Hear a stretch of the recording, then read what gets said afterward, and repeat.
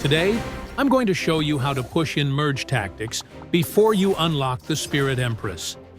All the guides seem to be on the Spirit Empress, and a lot of players were left wondering how to successfully play the king in merge tactics.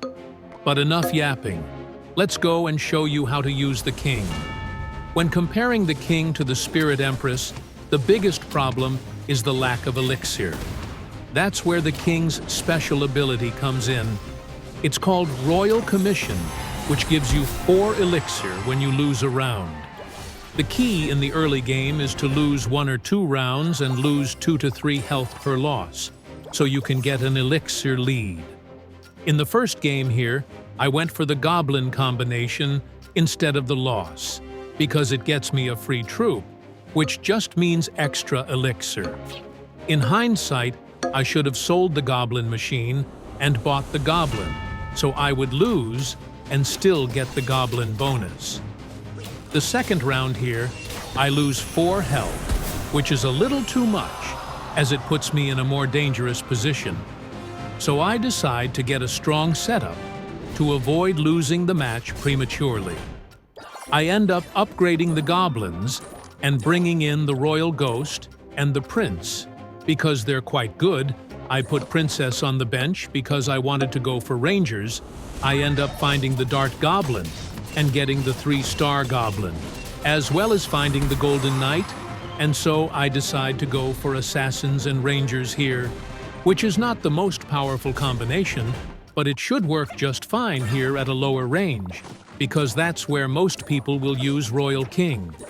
At this stage, all I'm looking for is the archer to complete the rangers and then card upgrades, in order to secure first or second place and move on to the next game.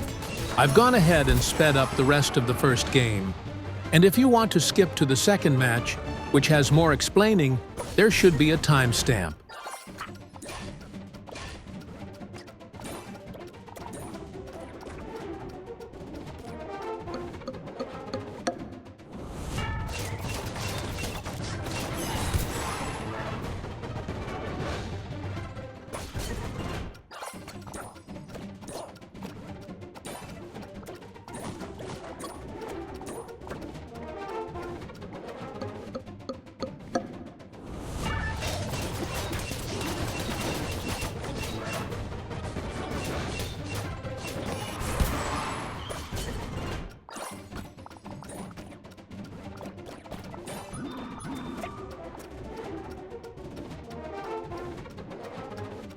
I ended up getting second place, unfortunately, because assassins, rangers, isn't the best combination, because assassins dash forward, leaving nothing to tank for the rangers.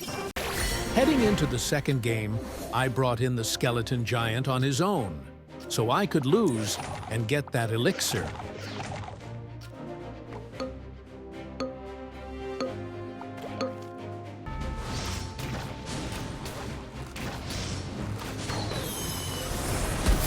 Next, I upgrade the giant skeleton and add the bomber to get the undead buffs. I also add the executioner to stand a better chance temporarily. After this, I start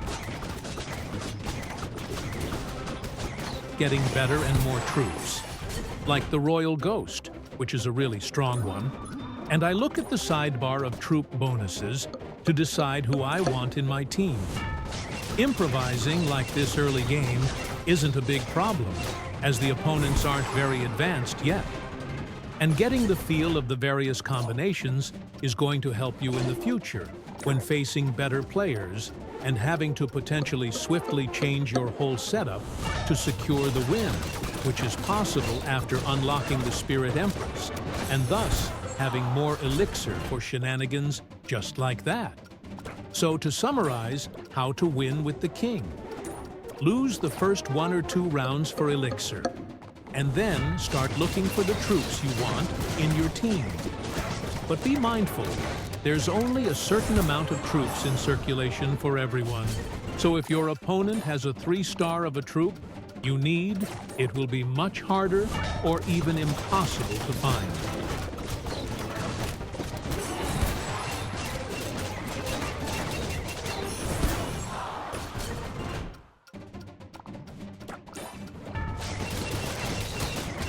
Leave a like if you found this video guide useful and sub for more. Good luck on your grind.